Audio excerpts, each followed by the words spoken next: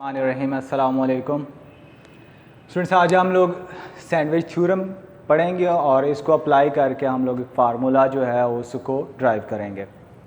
Sandwich theorem में क्या है कि जी हमारे पास तीन फंक्शंस हैं एफ़, जी और एच, और इनमें कंडीशन इस तरह है कि एफ़ की जो वैल्यू है वो हमेशा जी ऑफ एक्स की वैल्यू से लेस आर इक्वल आती है, और ऐसे ही जी ऑफ एक्स की जो वैल्यू है वो हमेशा क्या आती है, एच ऑफ एक्स से लेस आर इक्वल आती है। अब इसी तरह से अगर हमारे पास एच ऑफ एक्स और जी ऑफ एक्स की लिमिट हो, जैसे ये हम लोगों ने लिखा है कि एफ ऑफ एक्स की जो लिमिट है एट एक्स अप्रोचेस टू सी ये एल है, और इसी तरह से एच ऑफ एक्स की जब एक्स जो है अप्रोच करता है सी को तो इसकी लिमिट भी क्या है, एल। दोनों की लिमिट क्या आ गई है हमारे पास, एल। जो जिसका आंसर सबसे बड़ा आता था उसकी लिमिट भी एल आ गई है, जो सबसे जिसका आंसर छोटा आता था उसकी लिमिट भी क्या आ गई है, एल आ गई है। तो अब क्योंकि इन दोनों की लिमिट एल आ गई है तो इसके अलावा हमारे पास और कोई ऑप्शन नहीं रहता कि जो इनके सेंटर में फंक्शन है जी ऑफ एक्स की उसकी भी लिमिट जो है एक्स अप्रोचेस टू सी वो भी क्या हो, एल। क्योंकि इसके अलावा अगर कोई और हम लिखना चाहेंगे तो ये सारा गलत हो जाएगा, क्योंकि जी एच ऑफ एक्स की जो आंसर आना है वो हमेशा क्या आना है, जी ऑफ एक्स से बड़ा आना है या उसके बराबर आना है। और इसी तरह से एफ ऑफ एक्स का आंसर जो है वो हमेशा क्या आना है, जी ऑफ एक्स से लेस आना है या इक्वल आना है। तो अब हम लोगों ने यहाँ से कौन सा ऑप्शन चूज़ कर लिया, वो इक्वल वाला दोनों के साथ। अब इसको यूज़ करके हम लोग 1.5.8 ये एक फार्मूला है, ये हम लोग प्रूफ करेंगे कि थीटा अगर मेजर, इसको किस में मेजर करना है हम लोगों ने, रेडियन में। और ये ज़रूरी चीज़ है कि यहाँ पे आप लोगों को नज़र आ रहा है कि थीटा जो है वो बटे में है।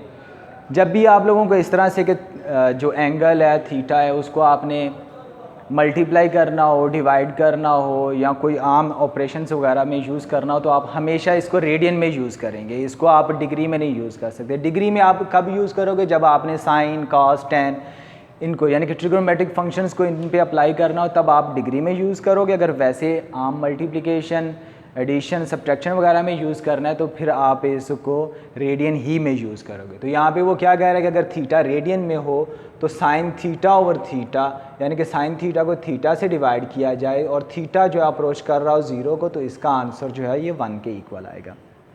इसको प्रूफ करने के लिए हम लोग क्या करते हैं, एक सेक्टर लेते हैं। सेक्टर मुराद के एक सर्कल है, सर्कल का एक छोटा सा हिस्सा, और वो कहाँ से लिया जाता है, ओरिजिन से, जो उसका सेंटर है सेंटर से वो उसका सेक्टर लिया जाता है। जैसे हम लोगों ने यहाँ पे एक सेक्टर लिया है कि ये क्या है, ये सर्कल का मरकज़ है।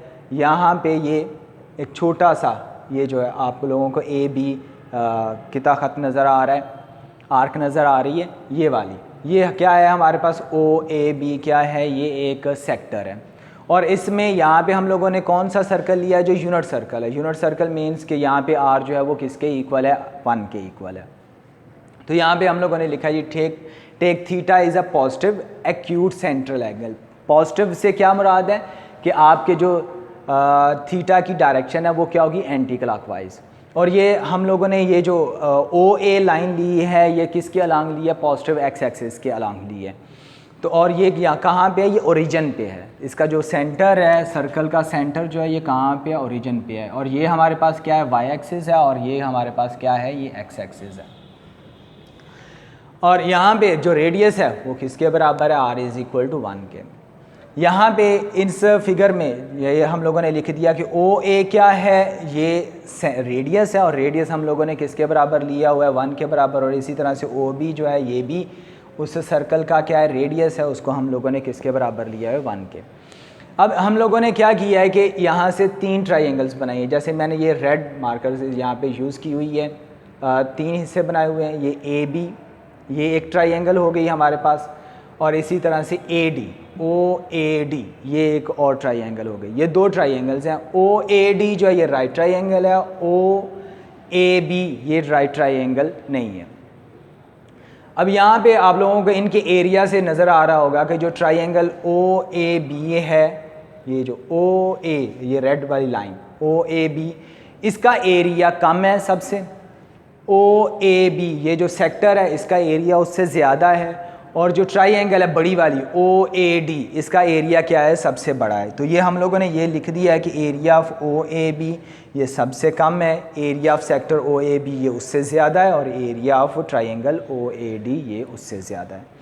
अब हम लोगों ने करना क्या है कि इनके एरियाज़ फाइंड करने हैं और इस जो एक्सप्रेशन है इसमें इनकी वैल्यूज़ जो है वो हम लोगों ने पुट कर देनी है।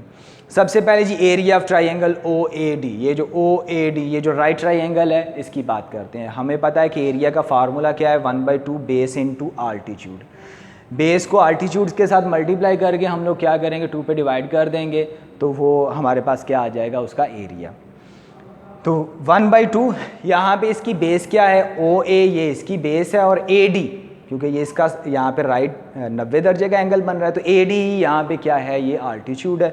तो इसका क्या बन गया जी फार्मूला 1/2 ओ ए डी। यहाँ पे ओ ए की वैल्यू तो हमें पता है कि ओ ए किसके बराबर है, ये 1 के बराबर है। तो ओ ए की जगह पे हम लोगों ने 1 लिख दिया तो ये हमारे पास रह गया 1/2 ए डी। अब हमें ए डी की वैल्यू की ज़रूरत है तो ए डी के लिए हम लोग क्या करेंगे, इसी ये जो ट्राइंगल है ओ ए डी इसका यूज़ करते हैं। इसमें हमें पता है कि tan थीटा क्या होता है जी, ये परपेंडिकुलर ओवर बेस। तो यहाँ पे जो परपेंडिकुलर है वो क्या है ए डी और जो इसकी बेस है वो क्या है ओ ए। तो परपेंडिकुलर ओवर बेस लिख दिया तो ये हमारे पास ए डी के इक्वल आ जाएगा। वो क्यों आ जाएगा, क्योंकि ओ ए जो है ये रेडियस है और रेडियस कितना है, ये 1 के इक्वल है। तो अब हमारे पास ए डी की वैल्यू आ गई। ए डी की वैल्यू क्या आ गई है, tan थीटा।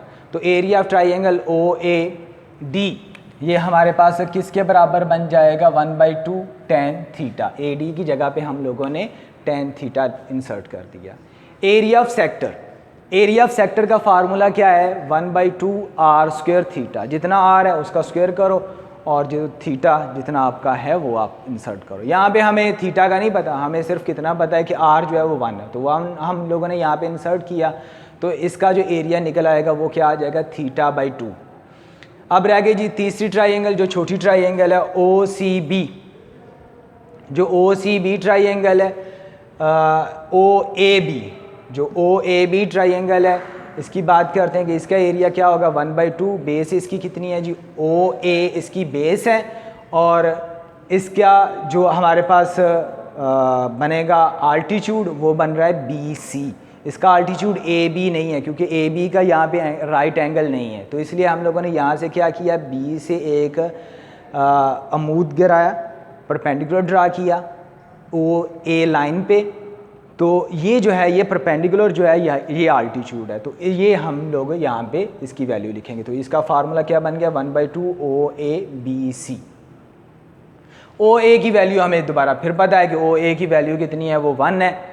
तो वो हम लोगों ने इंसर्ट कर दी। अब बी सी की वैल्यू हम लोगों ने फाइंड करनी है। तो इसी ये जो राइट ट्राइंगल है कौन सी जी, right triangle O A B. O A B triangle में से हमारे पास साइन थीटा क्या आ जाएगा, बी सी ओवर जी कौन सी राइट ट्राइंगल जी, O A B. Sine theta इसमें से आ जाएगा हमारे पास B C over O B.